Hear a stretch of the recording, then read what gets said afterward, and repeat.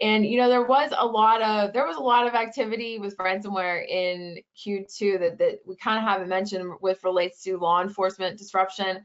There was like a second layer of seizures and disruption to Lockbit. They actually named the individual. They indicted the individual that is believed to be behind the Lockbit sub moniker, but unfortunately that particular site is still posting victims as of now. There was also a lot of disruption. There was something called Operation Endgame that kind of disrupted that info stealing malware ecosphere, but again, we still see actors using that for access. So let's go on to our next section of the presentation. We're going to specifically talk about initial access. And looking across all of our cases here for initial access, we did see phishing remain the top initial access method that was observed. A lot of that is related to, earlier I talked about email compromise. We do see a lot of email compromise cases at Kroll, and a lot of that phishing as the vector is related to those cases. They'll kind of send, some kind of phishing email purporting to be a document sharing or, some other known account that the user uses. They'll put in their credentials and they'll use that to pivot into the network. We also saw a big jump in CVE, which we'll talk a little bit about next, but most of that was related to PanOS. And then as you can see, valid accounts, which we've talked about with the info stealers, and we'll talk about a little later with cloud services, it's been pretty consistent across quarters. So it's not the sexiest or the most sensational of initial access methods, but it's a tried and true, very popular method for threat actors. So, as I mentioned, the CVE exploitation that we were seeing in the second quarter was mostly related to a specific CVE for Palo Alto networks. George, can you tell us a little bit about that one on our next slide?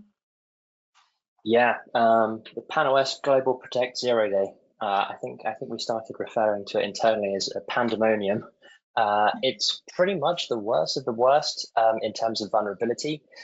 It's a CVSS score of 10, and it essentially enables a unauthenticated threat actor to execute arbitrary code on the device. The initial exploitation was discovered in the wild on March 26th. That activity was associated with an advanced persistent threat group that was deploying the UPSTYLE Backdoor, which essentially receives commands and outputs them into a CSS file that the threat actor could then go and view the outputs of those commands. Essentially, they could dump the credentials if they needed to, and then as a follow-on that activity, they're using, again, valid accounts for internal pivoting within a network. However, a few days later, it was revealed just how simple this vulnerability was to exploit.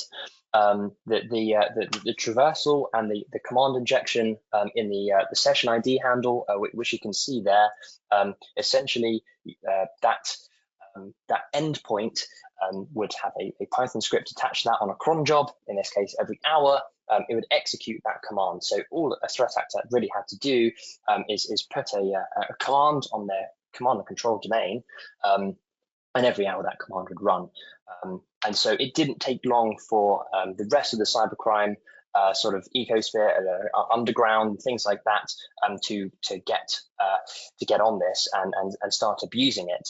With a POC posted on or around sort of April 16th. Following that, we started to see Lockbit and Akira cases. I think one of the things really to draw attention to here as well is the popularity of these devices. Just in the States there, look, 17,000 devices directly attached to the internet. That's a huge attack surface. And although it was initially used for what was sort of speculated as espionage activity, for a ransomware actor, it really doesn't get much better than this. It's literally walking in through the front door. So yeah, I think this makes up for quite a lot of those statistics that Laura was mentioning, and allowed a lot of internal pivoting, and of course led to ransomware and encryption for impact and data exfiltration. this is the first time this is going to happen. It's not the last time it's going to happen. So I think it's really important that organizations are prepared to deal with something quite like this. Yeah. I think that the next slide here, we're going to go on to talk about cloud services and more of a SaaS style of sort of operating. And I'll take a couple of these and then I'll hand back to Laurie to take a few more. But sort of on the trend of exploiting vulnerabilities and absolutely information stealing malware, I think it would be remiss of us if we didn't mention the Snowflake attacks that were happening in Q2. There's a lot of evidence to suggest that the majority of those intrusions were based on information that had been stolen from information stealing malware, that essentially threat actors just figured out that this was a very viable attack path, and they could use that to attack Snowflake instances and take very valuable information and lots of it very quickly. Additionally, we sort of see on the sort of a similar trend of using valid accounts. I think even in the news recently, there's a news of a campaign that's using environment variables, .env variables in projects uploaded to GitHub, other code sharing repositories and things like that that may have not been sanitized properly. Those .env variables, when accessing a cloud service, things like API keys, tokens, secret access keys, those sorts of things, essentially, again, allow a threat actor to walk straight in using those credentials and then perform whatever they need to on that cloud environment, whatever that may be. And I think that's a really important thing to take away here. But Laurie, I'll hand back to you for more the social engineering aspect and some of the things that we're seeing with Scattered Spider and the COM. Yeah, so I want to pivot off of what you were talking about with Snowflake was the threat actors. A lot of that when Snowflake breach started, there was a lot of speculation that it was actual company Snowflake had been breached, right?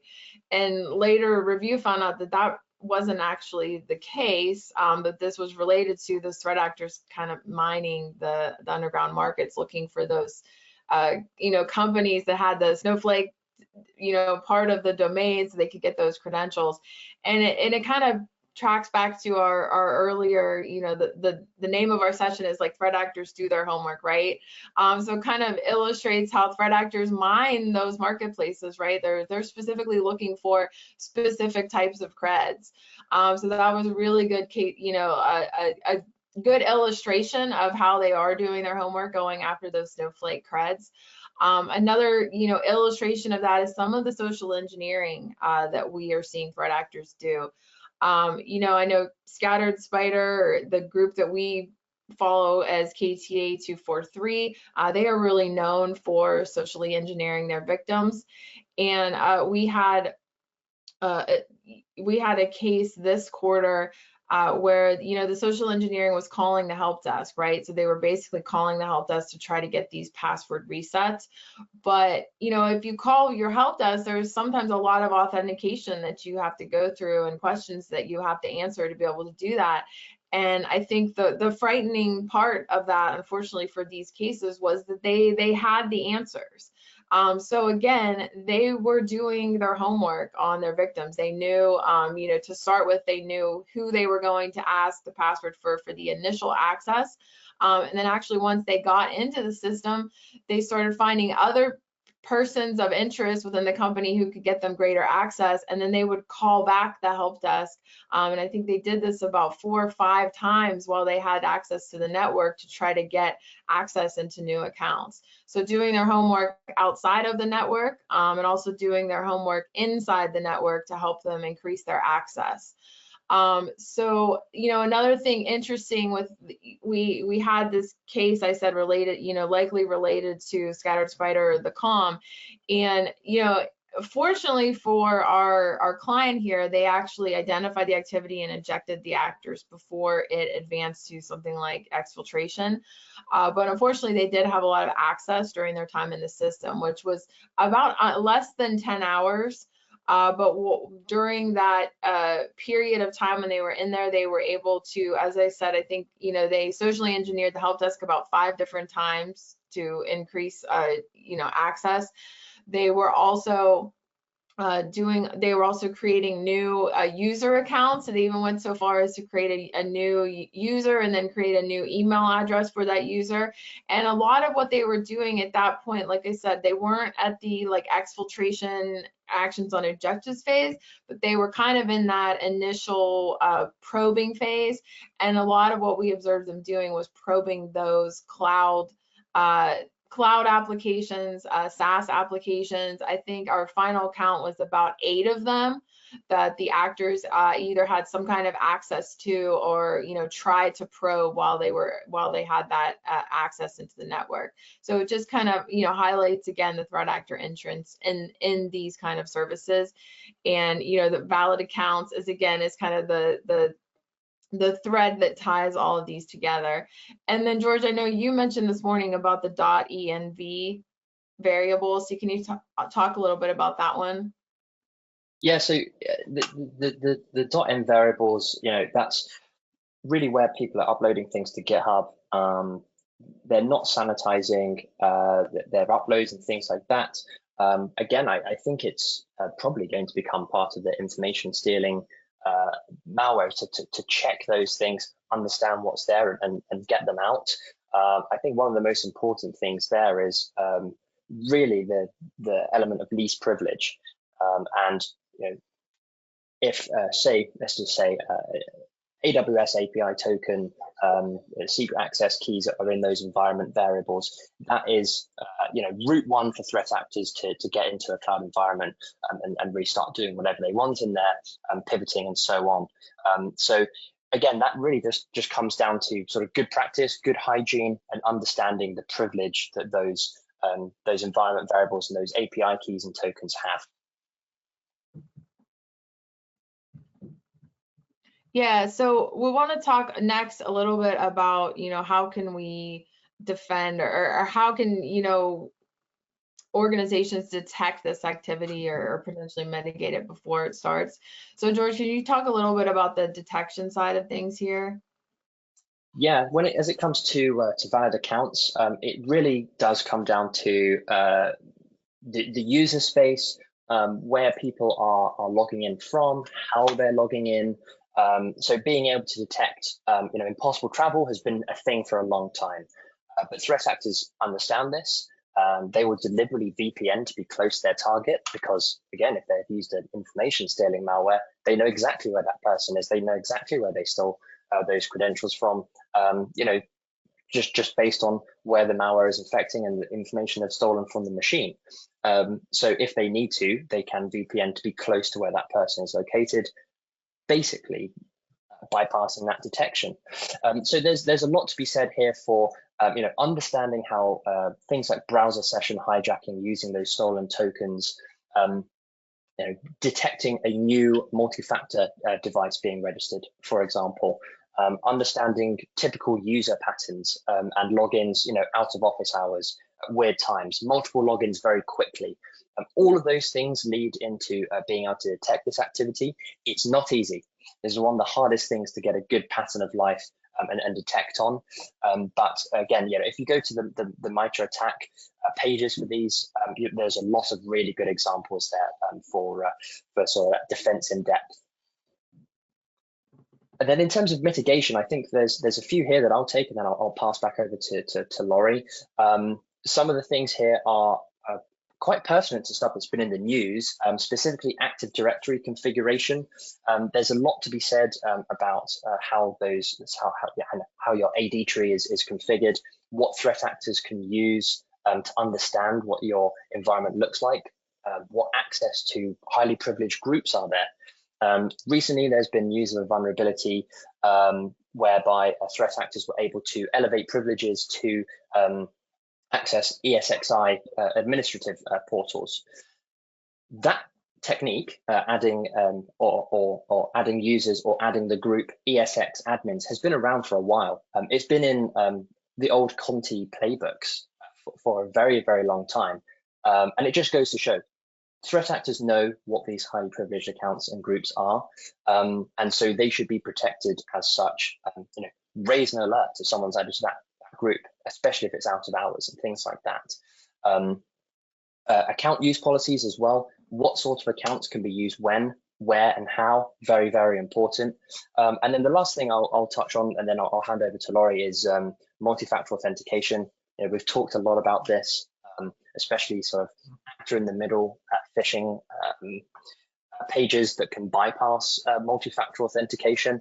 I think there's a lot to be said nowadays for hardware authentication, like physical security keys that must be plugged into a device in order to authenticate against it and things like that. Those sorts of methodologies are very, very hard to bypass. Not impossible, but it adds frustration to the threat actor. So yeah, maybe something to think about there. But Laurie, I'll hand over to you for some of those last mitigations. Yeah, so I'll go into multi-factor authentication, and you already kind of touched on that. It's one that we hammer home in these threat landscapes like over and over and over. And for many of you, you may be like, really, is this really still a problem?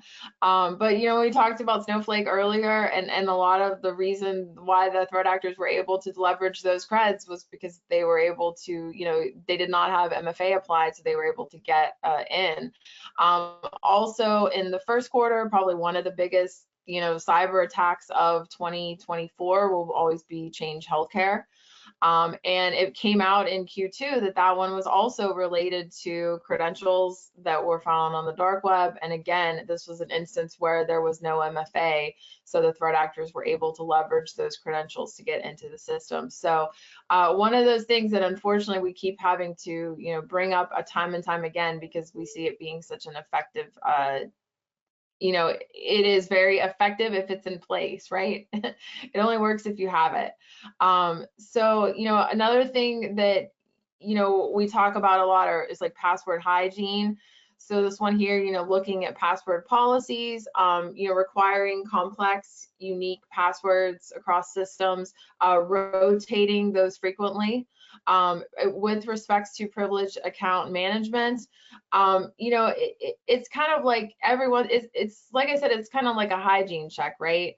So, first of all, it's, looking for, making sure that you're keeping account of those privileged accounts, and do they actually need to be privileged? So kind of doing that routine assessment and inventory, and making sure that the accounts that you have labeled as privileged actually need that kind of access.